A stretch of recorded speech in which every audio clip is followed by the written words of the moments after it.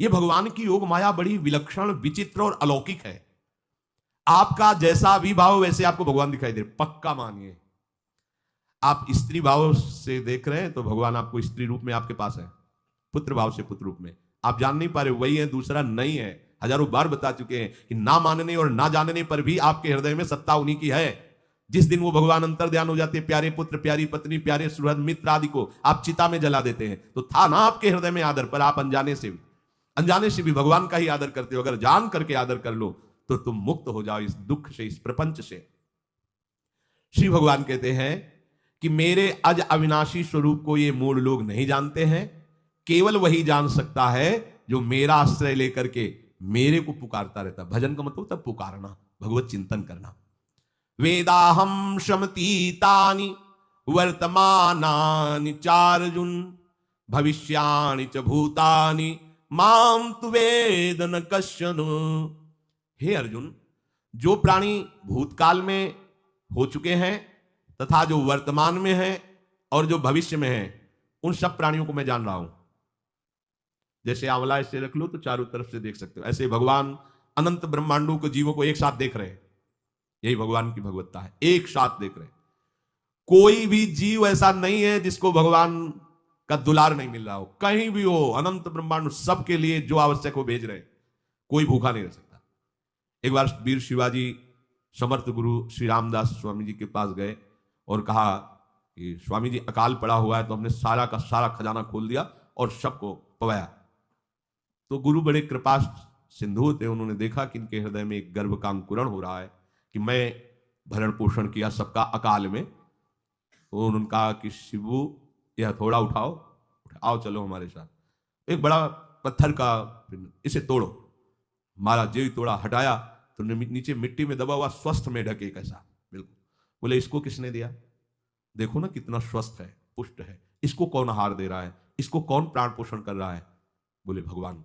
तो बोले तुम कैसे दाता बन गए? संपत्ति तो सब भगवान की है, भगवान ही सबका, ये अहम मत करो कि तुम पोषण करते हो। नहीं, छोटी सी वृत्ति को भी गुरुदेव बर्दाश्त नहीं करते। जो गुरु शरणागत होता है वो उनकी बात समझता है, अन्यथा वो अपनी मनमानी वृत्ति को ही आदर देता है, गुरु की आज्ञा वृत्ति को नहीं देता। छोटा सा भी अभिमान का कण अपने जनों में गुरुदेव को बर्दाश्त नहीं होगा, क्योंकि यही भगवत प्राप्ति में बाधा बन जाएगा। कितने जीव चराचर जगत में, देखो हमारे भगवान की भगवत्ता, सबको देख रहे हैं, सबको व्यवस्था दे रहे हैं, सब कुछ देख रहे हैं। 3 प्रकार की लीला हो रही, कहीं पालन लीला, कहीं सृजन लीला, कहीं विनाश लीला, उन्हीं के द्वारा हो रही, वही देख रहे हैं, वही कर रहे हैं। अगर ये बात तुम्हारी समझ में आ जाए तो अभी भगवान की शरण हो जाओ। पर अहम के कारण ये बात समझ में नहीं आती। जो भूतकाल में हो चुके हैं, वर्तमान में हैं, जो भविष्य में होंगे, सबका प्रभु वर्तमान की तरह देख रहे हैं, दर्शन कर रहे हैं। परंतु मुझे मेरे भक्त के सिवा कोई नहीं जानता है। भक्त के सिवा कश्यन, कोई भक्त बिरला, वही केवल भगवान को जान। भगवान सबको देख रहे हैं, भगवान की दृष्टि सब पे है। अगर ये बात आपकी समझ में आ जाए तो अभी आनंद आने लगेगा। मैं भगवान की दृष्टि में हूं, बस बस।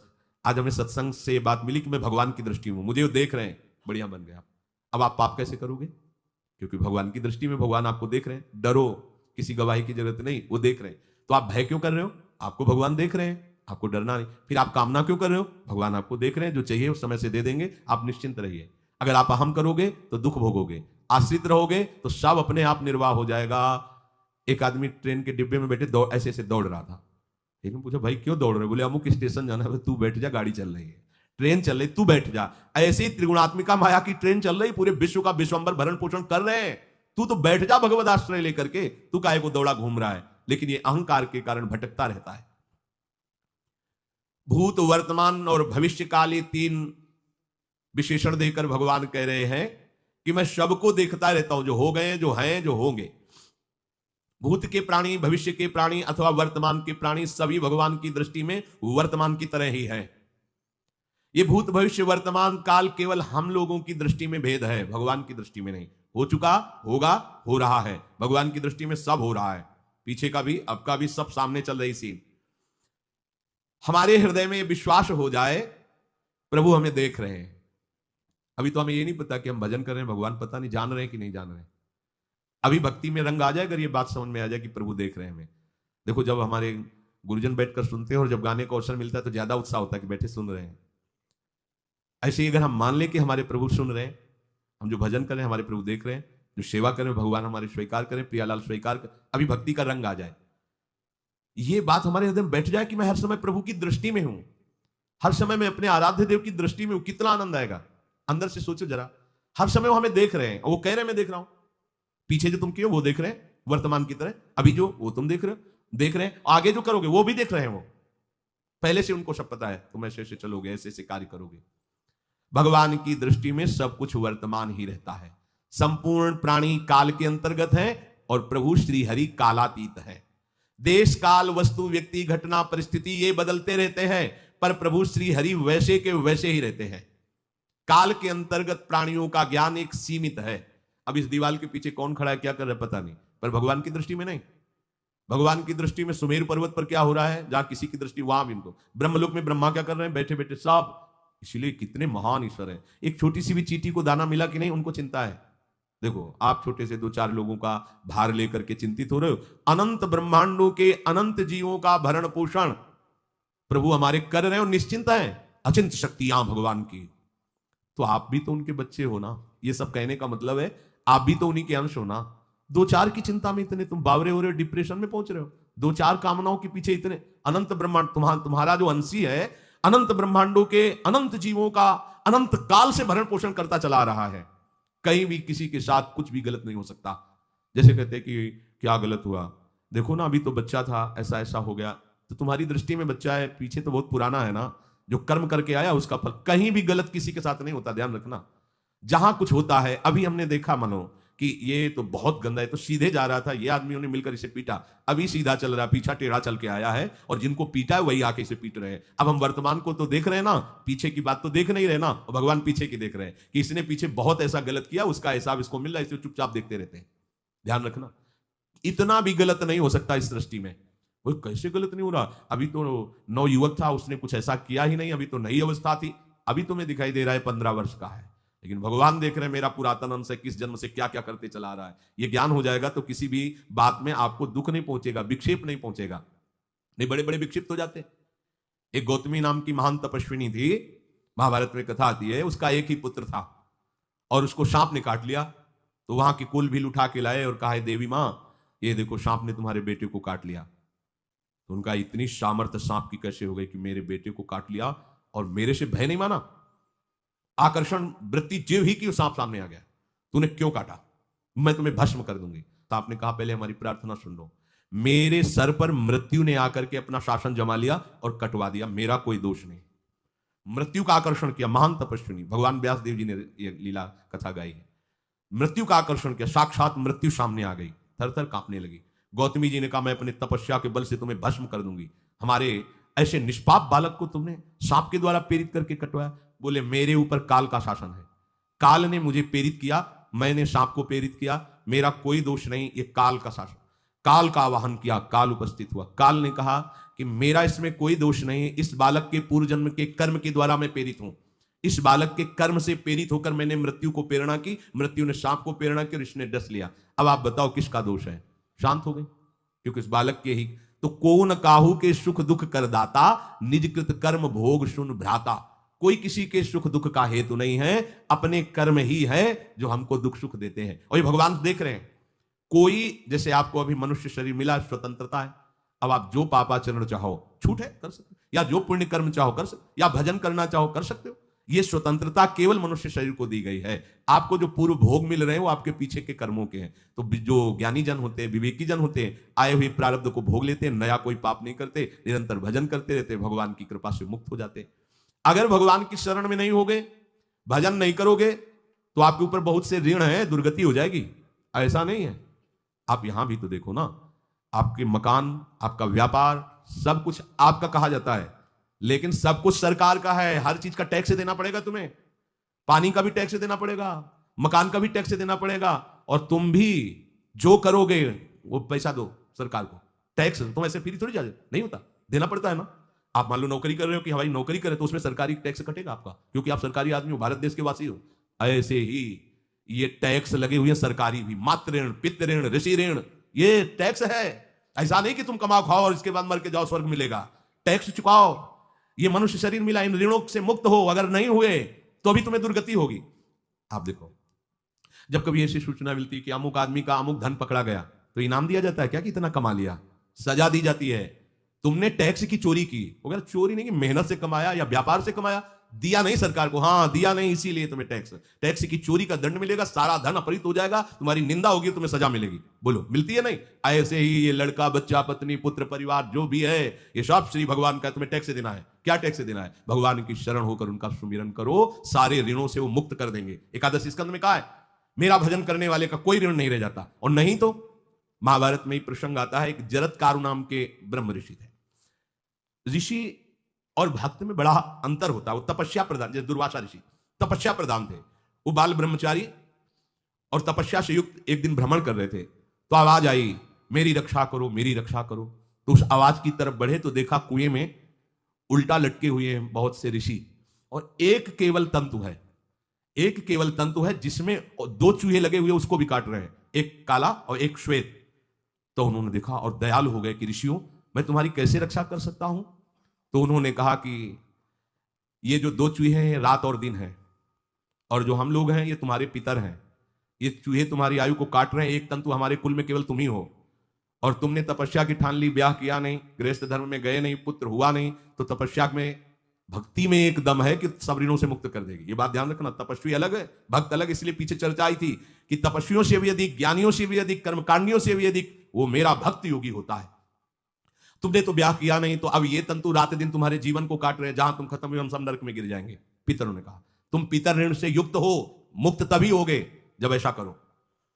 और बड़े वो दृश्य खत्म, अंतर ध्यान हो गया, और वो बड़े दुखी हुए कि क्या करें। तो उन्होंने मन में निश्चय किया कि ब्याह तो करूंगा पितरों के उद्धार के लिए। इतने बड़े तपस्वी हैं जरत्कारु जी, बड़ी महिमा है, लेकिन बात यहां फंस गई, पितृ। उन्होंने मन में निश्चय किया कि कोई आके अपनी कन्या दे दे और उसका भी नाम जरत्कारु हो, मैं बिल्कुल भरण पोषण नहीं करूंगा, और कभी हमसे कोई प्रश्न ना करे, ऐसी अगर कोई कन्या देगा तो मैं स्वीकार कर लूंगा। अब ऐसे ना नगर जाना है ना किसी से बात करनी, तो वृक्षों से कहते अपने पितरों के उद्धार के लिए मैं चाहता हूं कि कोई पाणी ग्रहण संस्कार करा दे, कोई हमारे नाम की कन्या को दे दे, और ऐसा ऐसा व्रत है। ऐसा ही बोल रहे थे, वासुकी नाग उपस्थित हो गए, और उनकी बहन का भी नाम जरत्कारु था। उन्होंने कहा सुनिए महाराज, मैं नागराज वासुकी हूं, सब देव रूप में, कोई ऐसे नहीं सांप वैसे बने, देव रूप, सुंदर कन्या जरत्कारु। बोले ये कन्या मैं आपको समर्पित करता हूं, हमारा सौभाग्य होगा आप जैसा महर्षि हमारी बहन का पति बने। इसका भी नाम जरत्कारु है, और आपकी जो इच्छा है कि मैं भरण पोषण नहीं करूंगा, तो मेरे पास संपूर्ण वैभव है, आप भी पधारिए, मैं आपका भी भरण पोषण करूंगा, अपनी बहन का भी।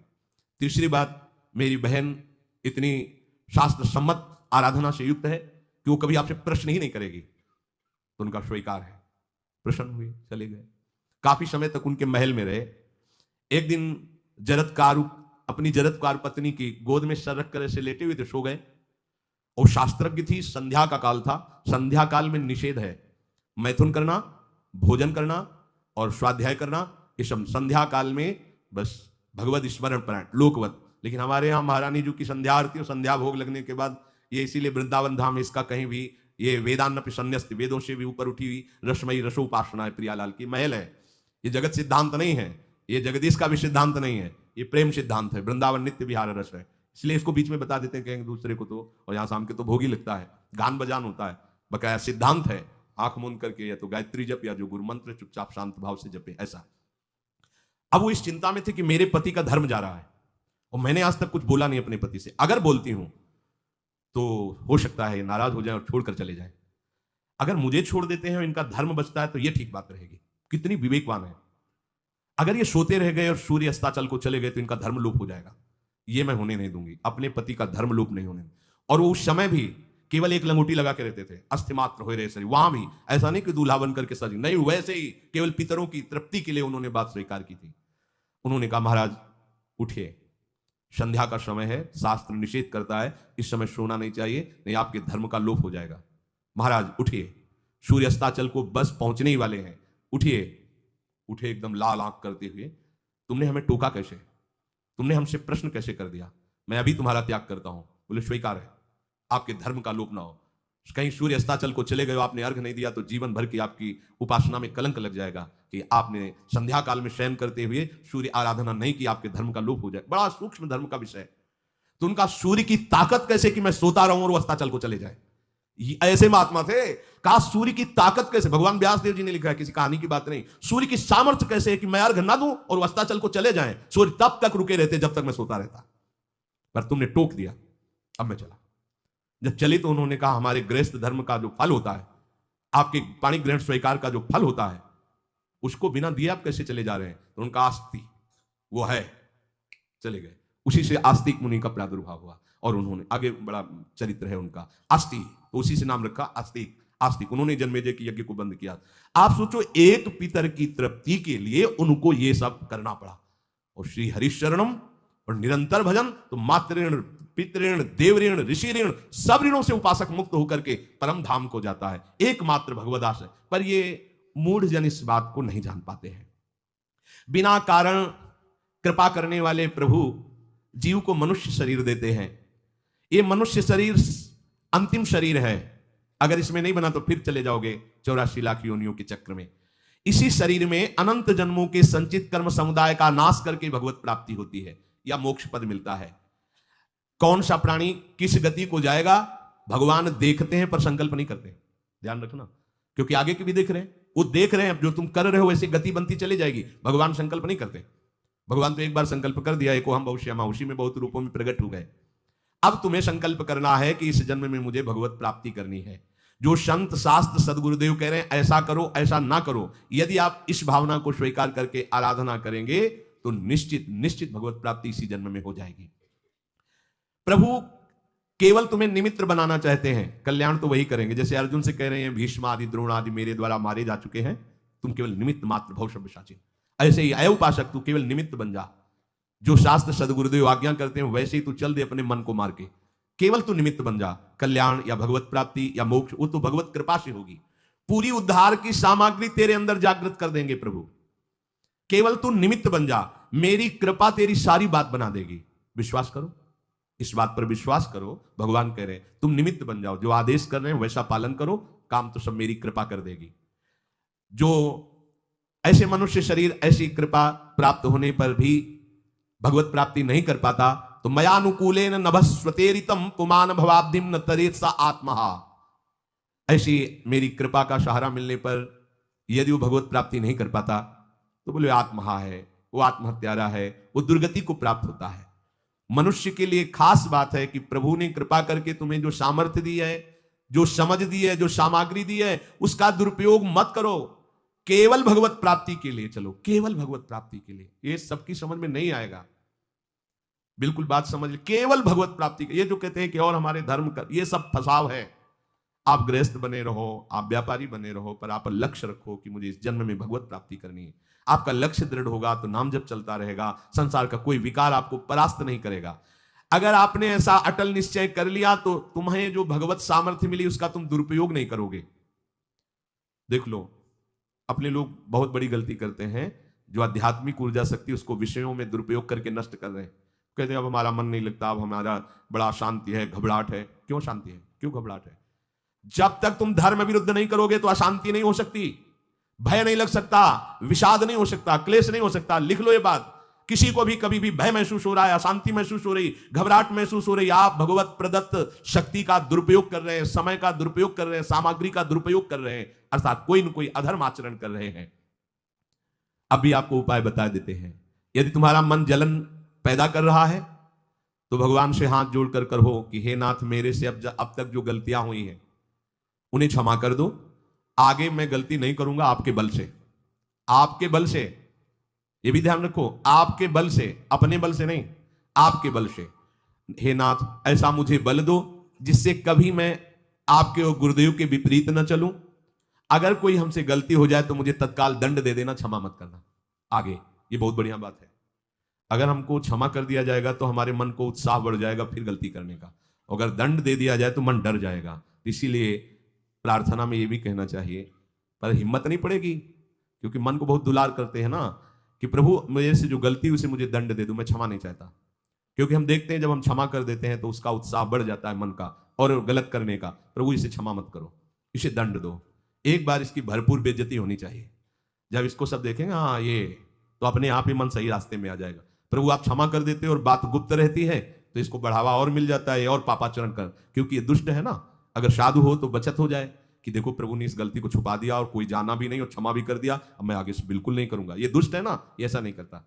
क्षमा हो गई तो उसको लगता है आगे भी क्षमा हो जाएगी, चुपचाप चलो मनोरंजन करते हैं। नहीं प्रभु मुझे दंड दीजिए, जैसे कुंती जी कहती है मुझे विपत्ति दीजिए। ऐसे उत्तम भक्त वही है। हे नाथ, आज तक जो गलतियां हुई क्षमा कीजिए, आगे गलतियां नहीं होंगी, ये मैं आपके बल से कह रहा हूं। प्रभु यदि मेरे से चूक हो जाए तो आप क्षमा मत करना, मुझे दंड देना, जिससे मेरा सुधार हो जाए, मैं आपके अनुकूल चलने लगूं। मनुष्य की असमर्थ दो तरह से होती है। एक असमर्थ कि वो कर ही नहीं सकता, जैसे किसी से कहा जाए कि तुम ये मकान उठा करके वहां रख दो, तो कर ही नहीं सकता। ऐसी सामर्थ्य जो आप में करने के लिए भगवान कभी आदेश ही नहीं देंगे, ध्यान रखना। एक बात ध्यान दीजिए, कोई भी ऐसी भगवत आज्ञा या गुरु आज्ञा नहीं होती जो आप नहीं कर सकते। आप जो कर सकते हैं वही आज्ञा होती है।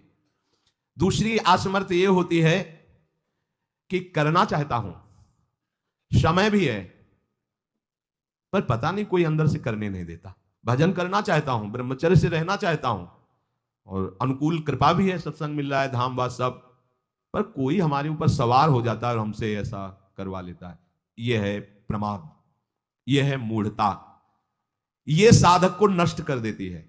दो प्रकार की, हम कई बार आपको कहा है, अंगद को ऐसे मसल दें, ऐसे वीर थे रावण की सभा में, पर राम प्रताप सुमिरपन रोपा। इस सभा में कोई बड़ा वीर हो, मेरा पैर उठा दे, राम जी सीता जी हार जाएंगे, वापस चले जाएंगे।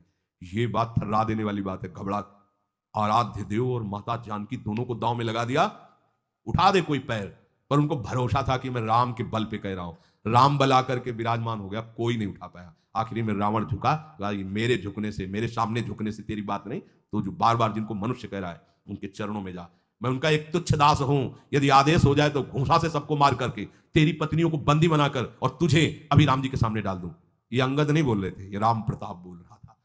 ऐसे ही यदि आपको आदेश कोई शास्त्र का या गुरु का है तो आप अक्षरशः समझ लीजिए उसमें उनका बल भी है, पर हम लोग उस बल का तिरस्कार कर देते हैं। थोड़ी सी मन की डालकर उसको हल्का किया तो वो बल वापस हो गया।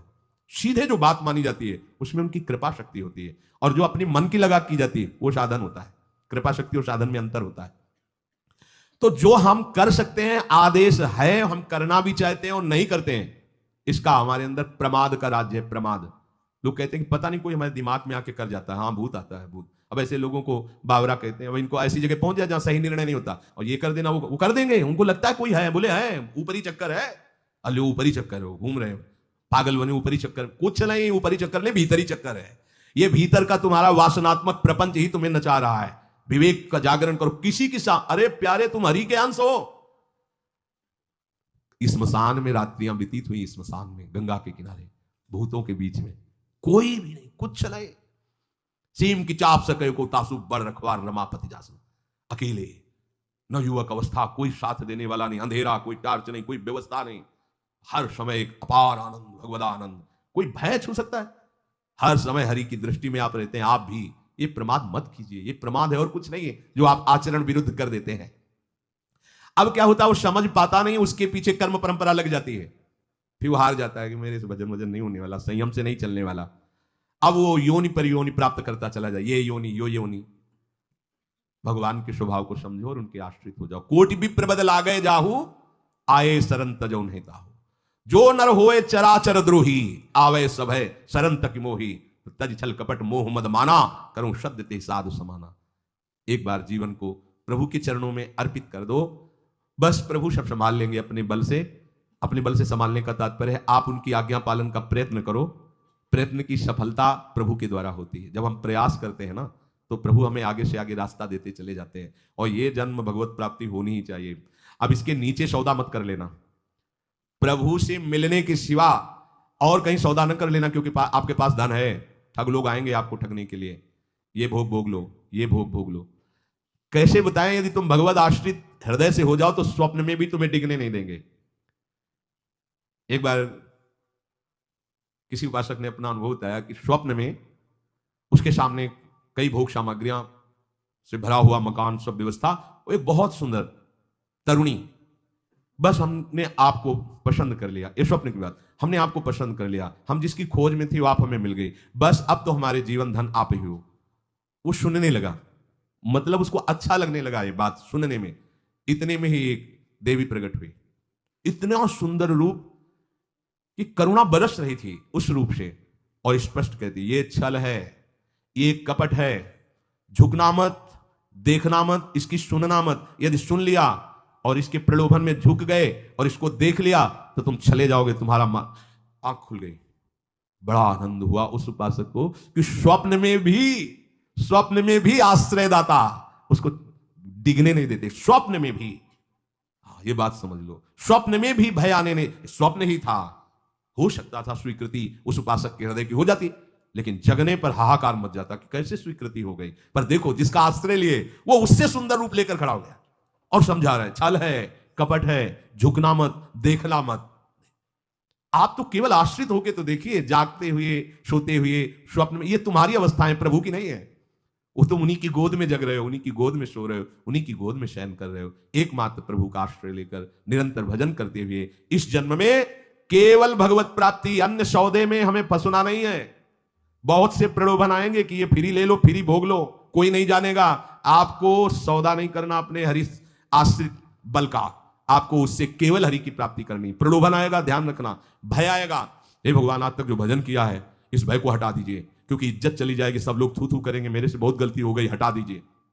हरि मुझे दंड दो, पूरी सभा में मेरा तिरस्कार करवाओ। ये मन लाख समझाया, नहीं समझा, अब जब बेइज्जती होगी ना इसकी तब समझेगा, कुछ नहीं होगा और कृपा हो जाएगी, आगे बढ़ जाओगे। बिल्कुल अपने भजन को खर्चा मत करना, ना भय में और ना किसी सुख प्रलोभन में। तो इसी जन्म में भगवत प्राप्ति